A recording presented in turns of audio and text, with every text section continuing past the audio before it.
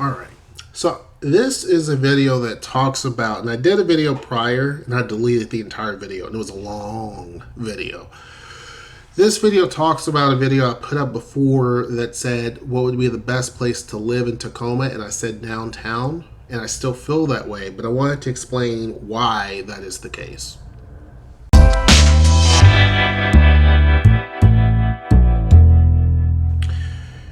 When you look at affordability, because people will say, what's affordable? And then sometimes we'll get comments in the comment section, or we'll get emails or something where people, or messages where people will say, what is a nice affordable place that I can move to, and that type of thing. I'm going to commute. Excuse me. And they mention several different pieces of their circumstance, right? And one of the things you have to understand is that what's considered to be affordable to you is going to be different for me versus what's going to be affordable to this person is going to be completely different to you, right? So it's kind of hard to say what's going to be reasonable and affordable. Some people consider anything under $1,800 affordable in terms of an apartment, right? They may think that that's, there's people up in Seattle that'd be, so happy to actually pay $1,800 a month for a 2-bedroom. Down here, if someone says $1,800, they probably will pass out and say, that's a bit much. And they'll continue their shopping. Whereas up in Seattle, they'll take it. As long as it's not, just crime-ridden and littered with rats and trash and everything, they'll take it, right? So it really depends on your perspective when you're talking about affordability. Now, Downtown Tacoma offers things that the rest of the city doesn't have. Some people don't want a car. To be honest with you, I don't like driving either. I try to steer clear of driving. I don't like it. But there's some people that don't mind driving, and that's a completely different thing, right? But some people don't have a car, and they're looking for the best way to get around and the easiest way, a place that doesn't have a whole lot of, potential issues or crime or what have you, right? Crime can happen anywhere. So that's kind of one of those things too, where it's like, yeah, just because you live in a neighborhood that's super wealthy doesn't mean that you're going to be free of crime, because people go where, criminals will go anywhere, but especially where there's money, right? Just makes sense. So you can't really say, well, this area here, there's probably less crime. That's not the case. And you can't look at another community and say, well, it looks horrible. Must be, criminals everywhere. It's just not. It's just you can't really judge it that way. Maybe in other places, but here it's a little bit different. So with that said, downtown offers a lot of things that other places just don't offer. And so if you're talking about, walkability, some people want a place that they can walk around and check out new shops and check out different things, then downtown Tacoma. If you're talking about, relatively safe, downtown Tacoma. If you're talking about easy connectivity, so I can get from whatever city I want to go to, whether it's by Amtrak, Greyhound, Sounder, commuter train, the streetcar, express bus up to Seattle or whatever, then downtown Tacoma. If you're wanting a place where things are rapidly changing and the newest cool place is starting to come online, downtown Tacoma. Festivals, events, different things, concerts, all of that, downtown Tacoma. So, yeah, could you live anywhere and just drive in? Sure you could. That's not a problem. But keep in mind things like parking. Parking's an issue. Point Ruston is a good example. Right now, you can go to Point Ruston, you can park your car right there, walk into one of those expensive places, and shop and eat to your heart's content. But soon you have to pay for the parking, right? Some people, and of course you can get your parking validated, and so your ticket is null and void, so your parking is not an issue. But when Noelle and I had some folks that came down to visit and see the city and see Seattle, we sat and talked for a while. So if I'm at a restaurant, it takes a little bit to get your food, and then you're eating, and that type of thing. You pretty much have to up and go, because otherwise you're validated for only an hour at some of these places. But if you want to sit and chit chat, then you're just out of luck, unless you go to another place and get it validated again. So it's a little bit of a hassle, but hey, it's owned by a company, so I understand that they want to charge people for parking, because that's another revenue stream. It makes just perfect sense. But parking is starting to become an issue in Tacoma, right? It's becoming more and more of a challenge to park. So some people don't want to have to deal with the hassle, don't want to have to deal with trying to find a place, or the fees are more expensive over here versus over there. Sure, you have the parking garage downtown that basically is right across from Freight House Square, which you could park and that type of thing, but it could be full. So some folks want to avoid that, so downtown makes a lot of sense. When we talk about super affordability, there's certain things you have to kind of give up too, because just because it's super affordable doesn't mean that's going to be super safe. Doesn't mean that you're going to be able, if you don't want a car, then you are going to have a hard time. The girls are in the other room, so they're fighting and playing. You're going to have a hard time connecting to where you need to go, because buses here take a very long time to get you from point A to point B. It's not like Seattle, where buses are pretty much more frequent. There's a lot more of them, that type of thing. Here, buses take forever, to get to where you want to go. That is changing. Someone had mentioned that South Seattle is a great option, or not South Seattle, South Tacoma is a great option. South Tacoma, just like Tacoma, used to have a very negative connotation. And in fact, if you go to some places, people still talk about South Tacoma being, oh my gosh, you don't want to live there. It's just horrible, right? That's changing. Just like Tacoma is changing. Now people are trying so hard to actually move to Tacoma. Now folks are saying, well, I used to think South Tacoma was bad, but now I want to move there, right? So the neighborhood is changing. Downtown has become extremely gentrified, right? It is one of the top places in the country right now that has faced extreme gentrification because of the simple fact of the way it used to be versus today. And so that's a completely different topic, but the rest of the city is also going to be gentrified eventually too, just like what happened up in Seattle. It's going to continue to happen. And it's happening even more because even though you own your home, taxes will pretty much kill you in Seattle. Here, taxes are not as expensive, but eventually, could that happen here? Absolutely. Could the prices of homes here start to be the same as they are up in Seattle? Absolutely. Now, in certain neighborhoods in Seattle, the average is like $1 million or so. If you look at the city as a whole, the average is 800 and something thousand. Remember back when I told you just a few months ago, it seemed, maybe last year, that the average price for a home in Seattle was 600 and something thousand? Then that changed to 720,000. Now it's 800 and almost 850. For a home on average. Can you find something cheaper? Yeah. Can you find some for a whole lot more? Yeah.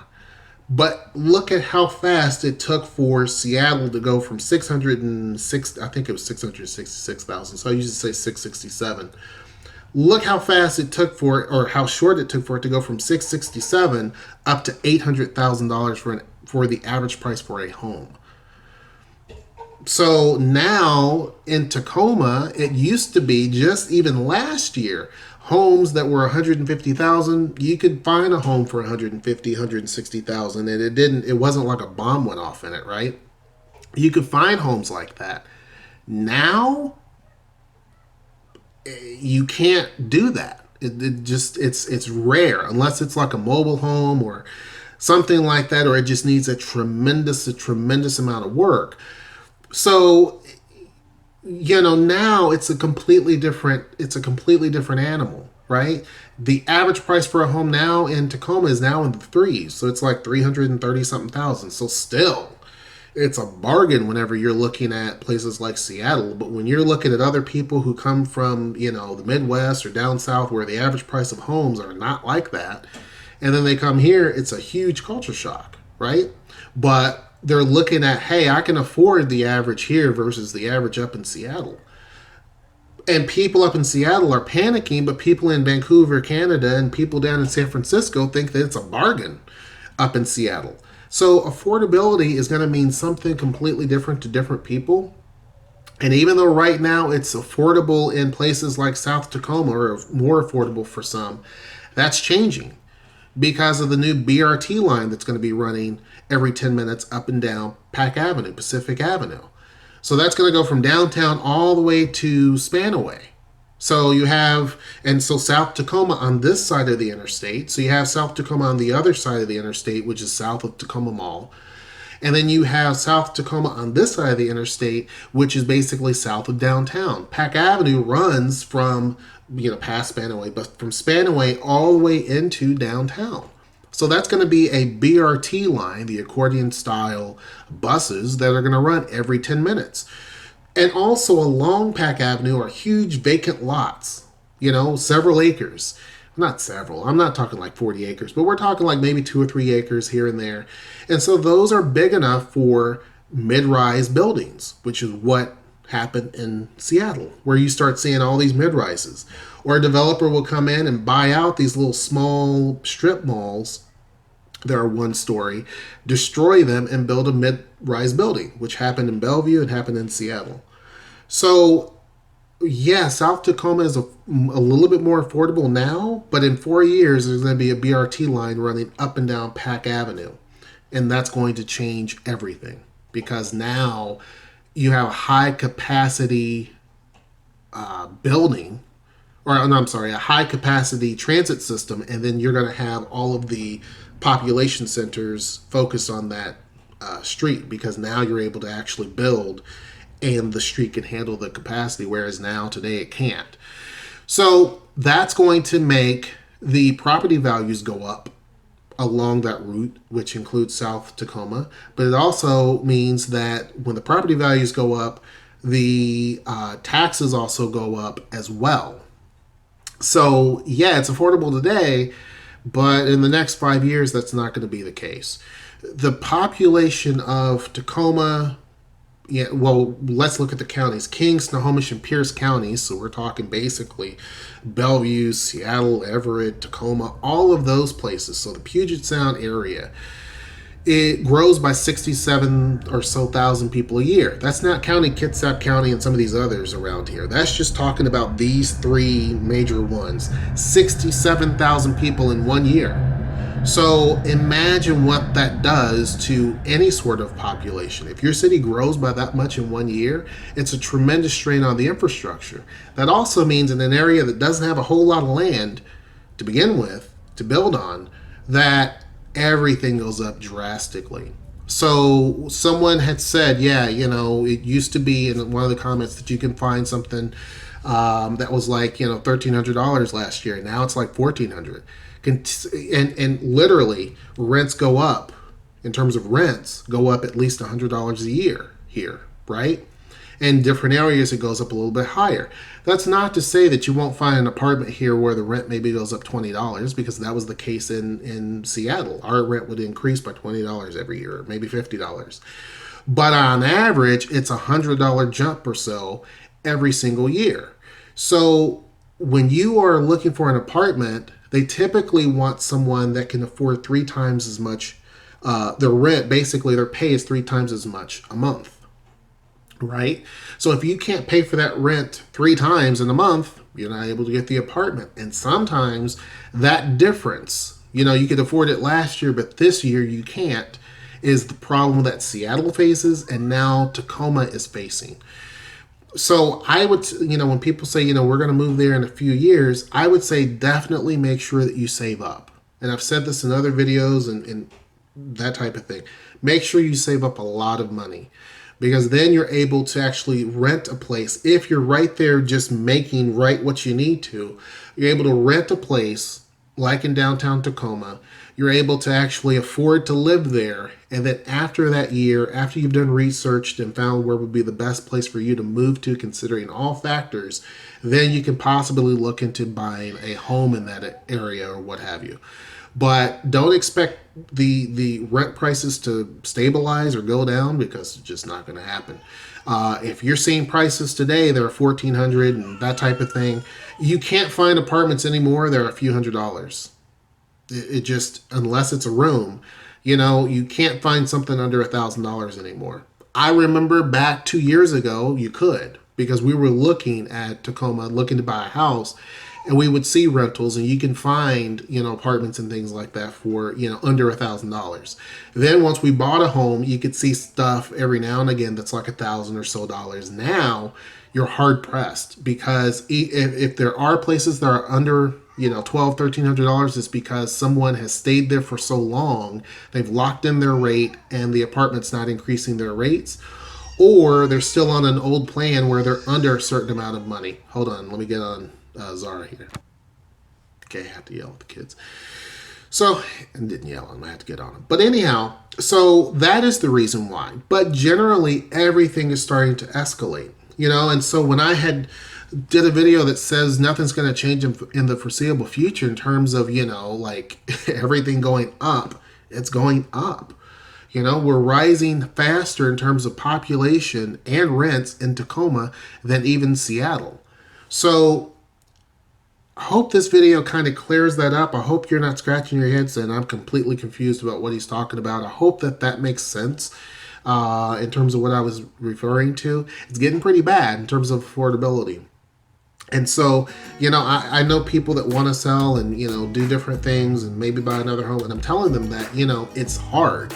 If you have a home, it's crazy to sell it unless you're going to move completely out of the region, or you have a secure plan that you're going to buy another home and it's a certainty, because even though you can technically afford it, then that means there's other people that can afford it, and now you have a bidding war, which is what happened when we bought this house. You have a bidding war, and so then they outbid you to the point of where you can no longer afford it. So that happens with the lower priced homes, the middle priced homes, and now it's happening with the upper tier homes, where you're having bidding wars because the folks up in Seattle and other places that can easily afford the houses here, but they can't up there, is taking advantage of that situation and saying, look, $400,000, perfect.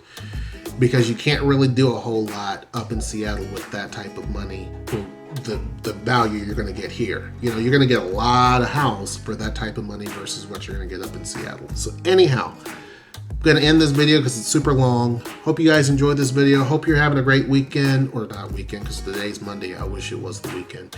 Hope you're having a great start of your week. And until next time, I will see you. Take care.